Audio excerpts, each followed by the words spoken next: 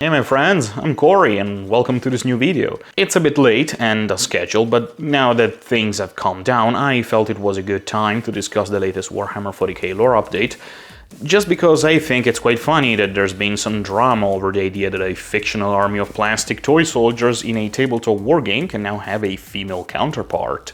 I didn't want to add fuel to the fire, and I usually stay away from this kind of content, focusing more on painting and unboxing videos. However, I decided to post this anyway to talk about our hobby, share my opinions, and celebrate how the community has received this lore change. Just because I wanted to try, come on, it's just an experiment, alright? For this video, I decided to paint an Adeptus Custodes Blade Champion to challenge myself and test my skills at painting gold. I chose to paint her in the Aquila Shield color scheme because I really like the combination of gold and purple. So, let's start by giving a little bit of context.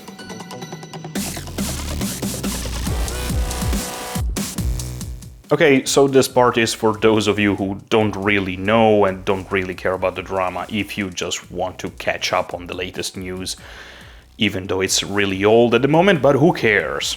So, a few weeks ago, when I started writing this video, the new 10th edition Adeptus Custodes Codex rulebook was released. Like all Warhammer 40k codexes, it includes the factions, rules, and a small introduction from a lore perspective. But the most interesting part of this codex is a short story featuring a custodian guard named Calades Tauravelia Cash. So, what's the big deal? Well, this custodian is a woman. Shocking. I know. And it made a bunch of people really mad. Many of them claimed that Games Workshop went quote-unquote woke and threatened to boycott the company, declaring they would leave Warhammer forever. I'm going to be honest with you, I was waiting for this moment for a long time. Not because we finally have more women in power armor beside the Sisters of Battle, although I'm glad about that, but because I was curious to see how the community would react to such a change. And, unsurprisingly, almost nothing happened. People continue with their lives, painting their tiny toy soldiers. The reason for this is that retcons and changes in Warhammer 40k are not new. In fact, they happen all the time, and the broader community is quite accustomed to it. The lore of Warhammer 40k is constantly evolving, with updates from both a gameplay and a story perspective. To understand why this fascinating universe is the way it is, we need to explore the essence of Warhammer 40k lore.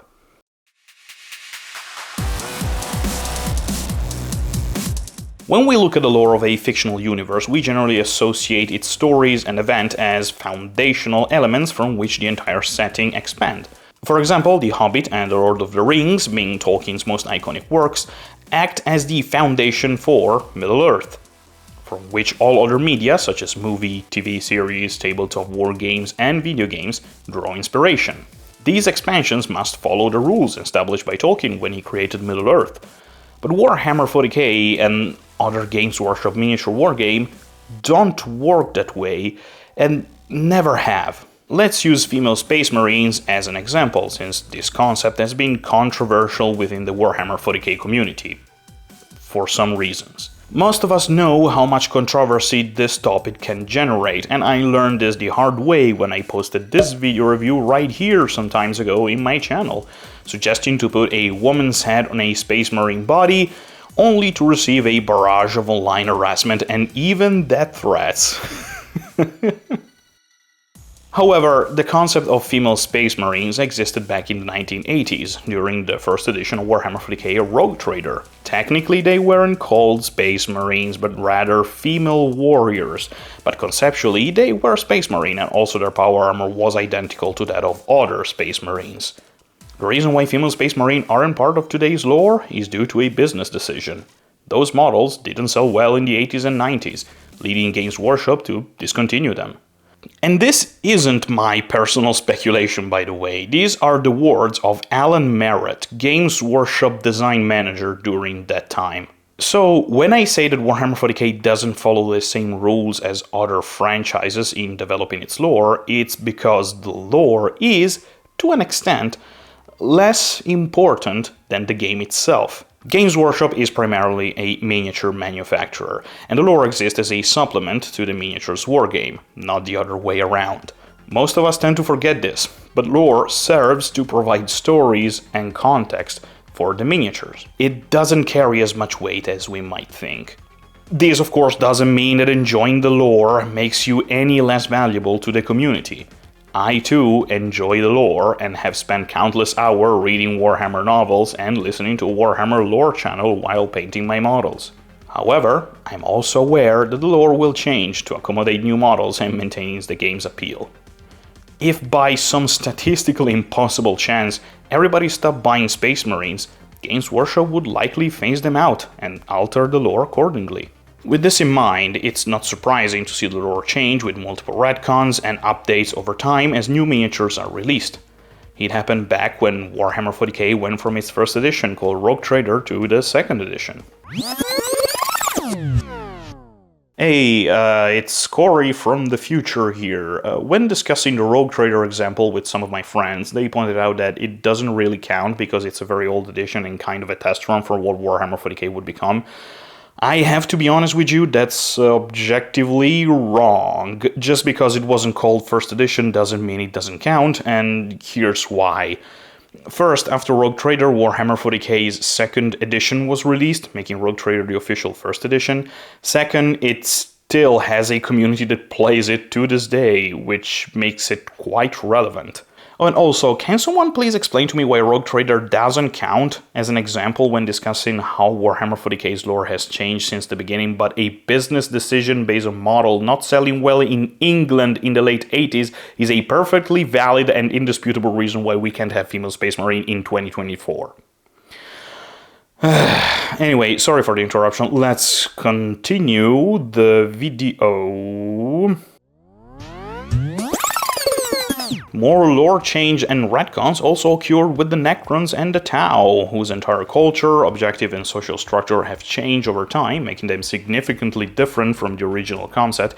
It happened with the introduction of the primary Space Marine. It happens with the Adeptus Custodes when they were introduced as a playable army, the Rogue Eldorn tank for the Astra Militarum, or the Leagues of Votan, a faction that has supposedly always existed in the Galactic Core even though no one seems to have noticed them.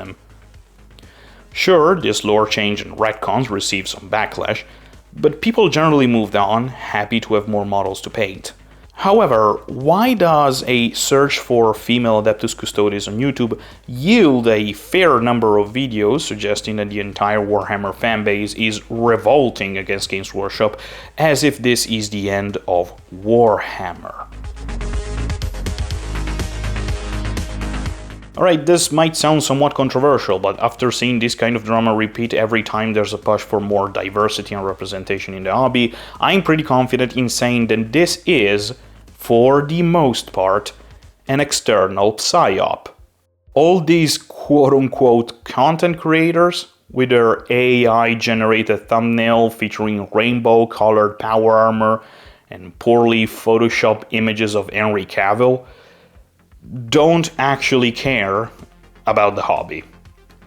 Most of them aren't even part of the Warhammer 40k community. They don't care about the lore, they don't care about the game, they don't care about building and painting miniatures. The only way they care about our hobby is as a tool to inject their far-right propaganda. Honestly, they're probably the most excited about female Adeptus Custodes and can't wait for female Space Marine to become canon so they can clout chase and manufacture fake drama by repeating the same inconsequential talking points. These grifters are doing the exact thing they accuse feminists and quote-unquote the SJWs of doing, infiltrating the hobby and trying to influence its community for their own agenda. If you need proof to support my claims, just look around. You won't find anyone in most game store who behaves or talk like these people. It turns out that most people who contribute positively and meaningfully to the tabletop wargaming and miniature painting hobby, at worst, simply don't care about this lore change.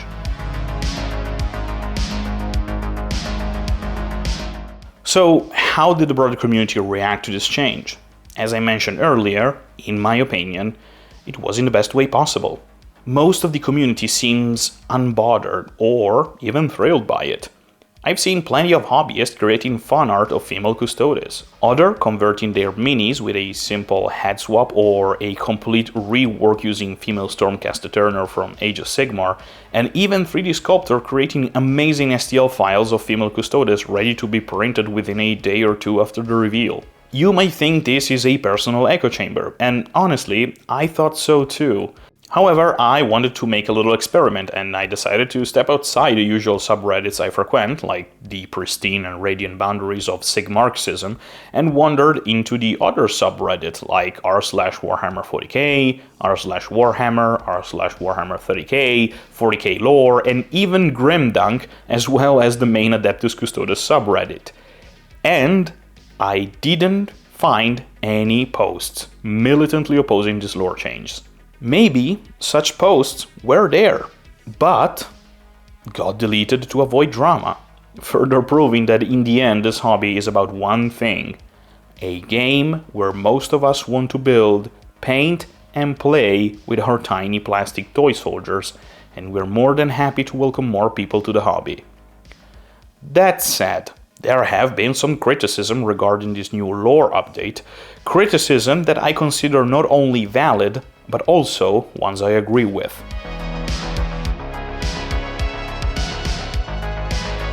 First of all, let's address the elephant in the room. Yes, Games Workshop introduced female Adeptus Custodes and is broadly embracing progressivism because it's increased their market share. This is how capitalism works, not because they necessarily believe in diversity and representation. Every company does this, but it doesn't make diversity and representation any less valuable. Period. I just wanted to address this before anyone mentioned it, because this isn't the main criticism I have about this lore change. When discussing this lore update at my friendly local game club, my friends and I agreed that this change wasn't great, not because of the reasons I mentioned earlier, but because from a storytelling perspective, it felt lazy and a bit of a missed opportunity. Simply saying that female custodes has always existed since the creation of the 10,000 isn't a compelling way to introduce them. I would prefer a more substantial lore event, maybe with some campaign books and a couple of novels that explore how the Imperium is changing through the discovery of new technology, or some warp-related event that allows them to recreate the custodes. It's also disappointing that we didn't even get new models or a conversion upgrade plastic kit like the one we got for Cadia some years ago. This feels like a missed opportunity. A welcome one, but still a missed opportunity. Or maybe this was just a test run to experiment and see how the community would react to such a lore change, because perhaps Games Workshop is planning to introduce female Space Marine in the future. I don't know. What I do know is that I'm happy about this change overall. Hell, it inspired me to convert and paint this model, and I can't wait to see what the future holds for us.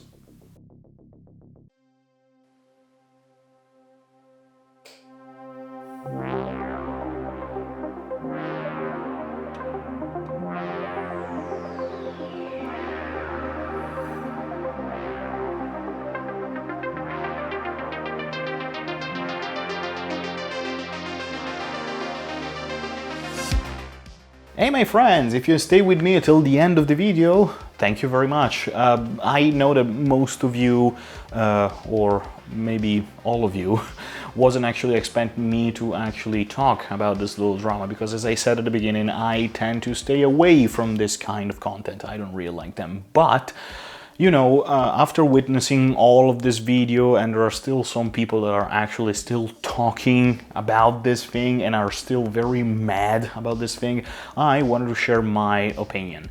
And the internet is known to be the best place if you want to share your unwanted opinion. Anyway, thank you very much. I hope you liked it. Again, let me know down in the comments what you think about all of this drama that exploded in the last weeks. I know it's a little bit late, but again, I really wanted to talk about this a little bit, just so that my opinion is out there. You may have noticed that I am actually slowing down with the uploading. It's just that I am not really in the mood slash not have that much time to actually work with my videos at the moment. So I'll try to do the best I can with the time that I have. That's it. But you know, an unboxing is coming really soon, a very retro unboxing, kind of like the Battle Master one. You will see, and then I will keep uploading more tutorials in the future. But anyway, I'm rambling for too much. Anyway, leave a like, subscribe, let me know down in the comments what you think about it. I am Cory. Oh, there are a couple of links in the description, the Instagram, and a way to support me if you want to. You don't have to, but you know, it's there.